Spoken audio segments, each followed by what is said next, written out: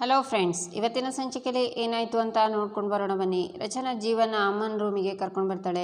ಅಮ್ಮನ ನೋಡಿ ಹಳೇದೆಲ್ಲ ನೆನಪಾಗುತ್ತೆ ಜೀವಂಗೆ. ಅಳ್ತಾನೆ. ನಂತರ ಅಮ್ಮನ ಹತ್ರ ಬಂದು ಅವರನ್ನೇ ನೋಡ್ತಾ ಕಾಲ ಹತ್ರ ಕೂತ್ಕೊಂಡು ಅವ್ರ ಕಾಲನ್ನು ಮುಟ್ಟಿ ಹಣೆಗೆ ಹೊತ್ಕೊಂಡು ನಂತರ ಅಮ್ಮನ ಮುಖದ ಹತ್ರ ಬಂದು ಅವರನ್ನೇ ನೋಡ್ತಾ, ಅಮ್ಮ ನೀನು ಸಂಜೀವ ಬಂದಿದ್ದೀನಮ್ಮ, ಒಂದೇ ಒಂದು ಸಲ ನೋಡಮ್ಮ, ನನ್ನ ಮನಸ್ಸಾಕ್ಷಿಗೆ ಗೊತ್ತಿರೋ ಹಾಗೆ ನಾನು ಯಾವ ತಪ್ಪನ್ನು ಮಾಡಿಲ್ಲಮ್ಮ, ಯಾರಿಗೂ ದ್ರೋಹ ಬಗ್ದಿಲ್ಲ, ನಾನು ಒಂದೇ ಒಂದು ಸಲ ನಂಬಮ್ಮ, ನಿಮ್ಮ ಮಗನಮ್ಮ, ನಾನು ಹೇಗೆ ತಪ್ಪು ಮಾಡಿದ್ದೀನಿ ಅನ್ಕೋತೀಯ ನೀನು? ಅಮ್ಮ ನನ್ನ ನೋಡುವಾಗೆಲ್ಲ ಮಗನೇ ಅಂತ ಬಾಯಿ ತುಂಬ ಕರಿತಿದ್ಯಲ್ಲಮ್ಮ, ಆ ಕೂಗನ್ನು ಕೇಳದೆ ಎಷ್ಟು ವರ್ಷಗಳಾಯಿತು ಅಮ್ಮ, ಒಂದೇ ಒಂದು ಸಲ ನನ್ನನ್ನು ಮಗನೇ ಅಂತ ಕರಿಯಮ್ಮ ಅಂತ ಜೀವ ಅಳ್ತಾನೆ. ಆಗ ಪದ್ಮಜ ಮಗನೇ ಅಂತಾರೆ. ರಚನಾ ಶಾಕ್ನಿಂದ ಅವರನ್ನೇ ನೋಡ್ತಾ ಖುಷಿ ಆಗ್ತಾಳೆ. ಜೀವ ಕೂಡ ಖುಷಿಯಿಂದ ರಚನಾ ಅಂತಾನೆ. ಮಗನೇ ಮಗನೇ ಮಗನೇ ಅಂತಾರೆ ಪದ್ಮಜ. ಅಮ್ಮ ಅಂತಾನೆ ಜೀವ. ರಾಣ ಅಂತಾರೆ ಪದ್ಮಜ. ಆಗ ಬೇಜಾರಿಂದ ಜೀವ, ಅಮ್ಮ ರಾಣಂತರ ನಾನು ನಿನ್ನ ಮಗನೇ ಅಮ್ಮ, ನನ್ನನ್ನು ನಿನ್ನ ಮಡಿಲಿಗೆ ಸೇರಿಸ್ಕೊಳ್ಳಮ್ಮ ಅಂತ ಅವ್ರ ಮುಖದ ಹತ್ರ ಮಲ್ಕೊಂಡು ಅಳ್ತಾನೆ. ಬೆಳಿಗ್ಗೆ ರಚನಾ ದೇವರಿಗೆ ಕೈ ಮುಗಿತಾ, ದೇವರೇ ಈ ಮನೆಗೆ ಬಂದಮೇಲೆ ಜೀವ ಮೊದಲನೇ ಸಲ ಅವ್ರ ಅಮ್ಮನ ಜೊತೆ ಮಾತಾಡಿದ್ರು, ಆದರೆ ಅದನ್ನು ಕೇಳಿಸ್ಕೊಳ್ಳೋ ಸ್ಥಿತಿಲಿ ಅತ್ತೆ ಇರಲಿಲ್ಲ. ಈ ಪರಿಸ್ಥಿತಿ ಆದಷ್ಟು ಬೇಗ ಬದಲಾಗಬೇಕು. ಜೀವ ಒಳ್ಳೆ ಮಗ ಅನ್ನೋ ಭಾವನೆ ಅತ್ತೆಗೆ ಬರಬೇಕು. ನಮ್ಮ ಮಾವನ ಆಸೆ ಹಾಗೆ ಅಮ್ಮ ಮಗ ಇಬ್ಬರು ಚೆನ್ನಾಗಿ ಇರಬೇಕು. ಹೇಗಾದರೂ ಮಾಡಿ ಈ ಕೋರಿಕೆನ ಈಡೇರಿಸು ತಂದೆ.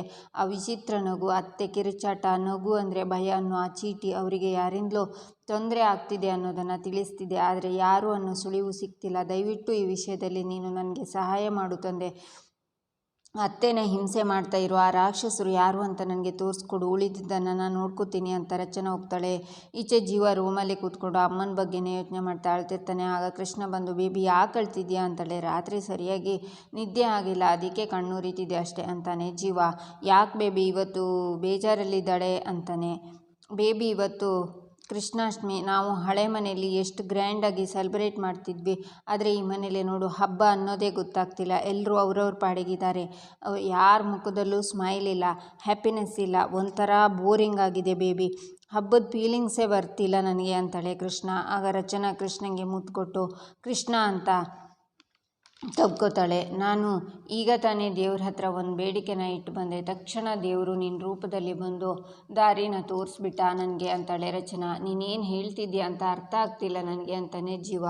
ಇವತ್ತು ಕೃಷ್ಣ ಜನ್ಮಾಷ್ಟಮಿ, ನಾವು ಗ್ರ್ಯಾಂಡಾಗಿ ಸೆಲೆಬ್ರೇಟ್ ಮಾಡ್ತೀವಿ. ಒಬ್ಬರು ಮುಖ್ಯವಾದ ಅತಿಥಿ ಬರ್ತಿದ್ದಾರೆ, ಯಾರು ಅಂತ ಗೆಸ್ ಮಾಡಿ ಅಂತಾಳೆ ರಚನಾ. ಯಾರದು ಚೀಫ್ ಗೆಸ್ಟು? ಬೇಬಿ ನನಗೂ ಗೊತ್ತಾಗ್ತಿಲ್ಲ, ಅಮ್ಮ ನೀನೇ ಹೇಳು ಯಾರು ಅಂತ ಅಂತಾಳೆ ಕೃಷ್ಣ. ಪದ್ಮಜ ಅಜ್ಜಿ, ಇವತ್ತು ನಮ್ಮ ಮನೆ ಹಬ್ಬ ಅವ್ರ ಸಮ್ಮುಖದಲ್ಲೇ ನಡೆಯುತ್ತೆ ಅಂತಾಳೆ ರಚನಾ. ರಚನಾ ಏನು ಹೇಳ್ತಿದ್ಯಾ ನೀನು? ಅಮ್ಮ ಹಬ್ಬಕ್ಕೆ ಬರ್ತಿದ್ದಾರ? ಮೊದಲಿಗೆ ಒಪ್ತಾರ ಅವರು? ಯಾರು ಹೋಗಿ ಕರೀತಾರೆ ಅವರನ್ನು ಅಂತಾನೆ ಜೀವ. ಅದನ್ನು ಈ ರಚ್ಚು ನೋಡ್ಕೋತಾಳೆ. ವೆನ್ ರಚ್ಚು ಈಸ್ ಹಿಯರ್ ಅಂತ ರಚನಾ ಅಂದಾಗ ನೋ ಫಿಯರ್ ಅಂತಾಳೆ ಕೃಷ್ಣ. ಈಚೆ ಪದ್ಮಜ ರೂಮಲ್ಲಿ ಕೂತಿರ್ತಾರೆ. ಅತ್ತೆ ಅಂತ ರಚನಾ ಡೋರ್ನ ಬಡಿತಾಳೆ. ಅವಳು ಬಂದ್ಲು ಅಂತ ಕಾಣುತ್ತೆ ಅಂತ ಹೇಳೋಕ್ಕಾಗದೆ ನೆಲದಲ್ಲೇ ಜಾರ್ಕೊಂಡು ಬಂದು ಡೋರ್ನ ಬಡಿತಾರೆ. ಆಗ ರಚನಾ ಖುಷಿಯಿಂದ ನಗ್ತಾ, ಅತ್ತೆ ಇವತ್ತು ಕೃಷ್ಣ ಜನ್ಮಾಷ್ಟಮಿ, ಇವತ್ತು ನೀವು ಕೋಣೆಯಿಂದ ಆಚೆ ಬರ್ಬಹುದಾ ಅಂತ ಚೀಟಿನೂ ಬರೆದು ವಿಂಡೋಯಿಂದ ಅವರಿಗೆ ಹಾಕ್ತಾಳೆ. ಅದನ್ನು ನೋಡಿ ಪದ್ಮಜ ಮತ್ತೆ ವಾಪಸ್ ಬೆಡ್ ಹತ್ರ ಬಂದು ಚೀಟಿನ ತಂದು, ಶ್ರೀಕೃಷ್ಣನ ನೋಡಬೇಕು ಅಂತ ನನಗೂ ಆಸೆ, ನಾನು ಬರ್ತೀನಿ ಅಂತ ಬರೆದು ಅದನ್ನು ರಚನೆಗೆ ಬಿಸಾಕ್ತಾರೆ. ಅತ್ತೆ ನಿಮ್ಗೆ ಏನಾದರೂ ಇಷ್ಟ ತಿಂಡಿ ಇದ್ದರೆ ಹೇಳಿ ಮಾಡ್ತೀನಿ ಅಂತ ರಚನಾ ಮತ್ತೆ ಚೀಟಿನ ಹಾಕ್ತಾಳೆ. ನನಗೆ ಕೋಸಂಬರಿ, ಅಕ್ಕಿ ಪಾಯಸ, ಬೇಳೆ ತೊವೆ ಅಂದರೆ ಬಹಳ ಇಷ್ಟ ಅಂತ ಚೀಟಿನ ಹಾಕ್ತಾರೆ ಪದ್ಮಜ. ಅದನ್ನು ನೋಡಿ ರಚನಾ ಖುಷಿಯಿಂದ, ನಿಮ್ಗೆ ಇನ್ನೂ ಏನು ಬೇಕಿದ್ರೆ ಸಂಕೋಚ ಪಟ್ಕೊಳ್ದೆ ಕೇಳಿ ಅತ್ತೆ ಅಂತ ಚೀಟಿನ ಹಾಕ್ತಾಳೆ ರಚನಾ. ಬರೆಯೋಣ ಅಂದರೆ ಚೀಟಿನೇ ಖಾಲಿ ಆಯಿತು ಅಂತ ವಾಪಸ್ ಪದ್ಮಜ ಬರುವಾಗ ಚೀಟಿ ಅಲ್ಲೇ ಬೀಳುತ್ತೆ. ಆಗ ಶಬ್ದ ಏನು ಕೇಳಿ, ಅತ್ತೆ ಯಾರೋ ಬಂದರೋ ಹಾಗಿದೆ, ನಾನು ನಿಮಗೆ ಹಬ್ಬದಲ್ಲಿ ಸಿಗ್ತೀನಿ ಅಂತ ರಚನಾ ಅಲ್ಲಿಂದ ಹೋಗ್ತಾಳೆ. ಆಗ ದೇವಿ ದೊಡ್ಡಮ್ಮ ಅಂತ ರೂಮಿಗೆ ಬರ್ತಾಳೆ. ಪದ್ಮಜ ಅಲ್ಲೇ ಹೊರಗೆ ಕೂತ್ಕೋತಾರೆ. ದೊಡ್ಡಮ್ಮ, ತುಂಬ ಸುಸ್ತಾದವ್ರ ಥರ ಇದ್ದೀರಾ ಅಂತಾಳೆ ದೇವಿ. ಹ್ಞೂ ಅಂತ ಅಲ್ಲಿ ಬಿದ್ದಿರೋ ಚೀಟಿನ ನೋಡ್ತಾರೆ ಪದ್ಮಜ. ಯಾಕೆ ಆ ಕಡೆ ಈ ಕಡೆ ನೋಡ್ತಿದ್ದೀರಾ ಅಂತ ದೇವಿ ನೋಡುವಾಗ ಪದ್ಮಜ ಜೋರಾಗಿ ಕೆಮ್ಮಿಸ್ತಾ, ನನಗೆ ಯಾಕೋ ಒಮಿಟ್ ಬರೋ ಹಾಗಿದೆ, ಮಂಚದ ಮೇಲೆ ಮಲಗಿಸ್ತೀಯಾ ಅಂತಾರೆ. ಅದಕ್ಕೇನಂತೆ ಬನ್ನಿ ಅಂತ ಪದ್ಮಜನ ಹಿಡ್ಕೊಳ್ಳುವಾಗ ಪದ್ಮಜ ಬಿದ್ದಿರೋ ಚೀಟಿನ ತಗೊಂಡು ಅಲ್ಲೇ ಉರಿತಾ ಇರೋ ಕ್ಯಾಂಡಲ್ಗೆ ಹಿಡಿದು ಆಚೆ ಬಿಸಾಕ್ತಾರೆ. ಬರ್ತಾ ಬರ್ತಾ ಶಕ್ತಿ ಜಾಸ್ತಿ ಆಗ್ತಾ ಇರೋ ಹಾಗಿದೆ ನಿಮಗೆ. ಮುಂಚೆ ಎಲ್ಲ ಡಬಲ್ ಡೋಸೇಜ್ ಇಂಜೆಕ್ಷನ್ ಕೊಟ್ಟರೆ ದಿನಪೂರ್ತಿ ಎದ್ದೇಳದೆ ಮಲಗ್ತಿದ್ರಲ್ವ, ಇವಾಗ ಯಾಕೆ ಓಡಾಡ್ತಿದ್ದೀರಾ? ಏನಾದರೂ ಮಾಡಲೇಬೇಕಲ್ವಾ ಶಕ್ತಿನ ಕಡಿಮೆ ಮಾಡೋದಕ್ಕೆ. ಬರೋ ವಾರ ಡಾಕ್ಟ್ರನ್ನ ಬರೋಕ್ಕೆ ಹೇಳ್ತೀನಿ ಅಂತಾಳೆ ದೇವಿ. ಡಾಕ್ಟ್ರಾ? ಬೇಡ ದೇವಿ, ಆಯಮ್ಮ ಮೈಯೆಲ್ಲ ಇಂಜೆಕ್ಷನ್ ಚುಚ್ತಾಳೆ, ಸಿಕ್ಕಾಪಟ್ಟೆ ನೋವಾಗುತ್ತೆ ಅಂತಾರೆ ಪದ್ಮಜ. ನಿನಗೆ ನೋವಾಗಬೇಕು, ಆಗ ತಾನೇ ನಿನ್ನ ಗಂಡ ನನಗೆ ಮಾಡಿರೋ ನೋವು ಅನ್ಯಾಯ ಏನು ಅಂತ ನಿನಗೆ ಅರ್ಥ ಆಗೋದು. ದೊಡ್ಡಮ್ಮ ಸೈಲೆಂಟಾಗಿ ಬಿದ್ಕೊಳ್ಳಿ, ನಾನು ಆಮೇಲೆ ಬರ್ತೀನಿ ಅಂತ ಹೋಗ್ತಾಳೆ ದೇವಿ. ಈಚೆ ರಚನಾ ರೂಮಿಗೆ ಬಂದು ಜೀವ ಅಂತ ಖುಷಿಯಿಂದ ಅವನಿಗೆ ಮುತ್ತು ಕೊಟ್ಟು ಎಸ್ ಅಂತಾಳೆ. ಸೂರ್ಯ ಏನಾದರೂ ತಪ್ಪಾಗಿ ಹುಟ್ಟಿದಿನ ಇವತ್ತು? ಮರುಭೂಮಿ ನಿಂತೊಂದ್ಮೇಲೆ ಮಳೆ ಸುರಿದಂಗೆ ಇದೇನಿದು? ಮುತ್ತಿನ ಸುರಿಮಳೆ ಸುರಿತಿದೆಯಲ್ಲ. ಒಂದು ಉಪ್ಪ ಕೇಳಿದ್ರೇ ಅನ್ನೋಳು ನೀನು, ಇವತ್ತೇನು ಈ ಮಟ್ಟಕ್ಕೆ ಉದಾರಿಯಾಗಿಬಿಟ್ಟಿದೆಯಾ ಅಂತಾನೆ ಜೀವ. ಅತ್ತೆ ಹಬ್ಬಕ್ಕೆ ಬರೋದಕ್ಕೆ ಒಪ್ಕೊಂಡ್ರು ಜೀವ ಅಂತಾಳೆ ರಚನಾ. ರಚ್ಚು, ಏನು ಹೇಳ್ತಿದ್ಯಾ ನೀನು?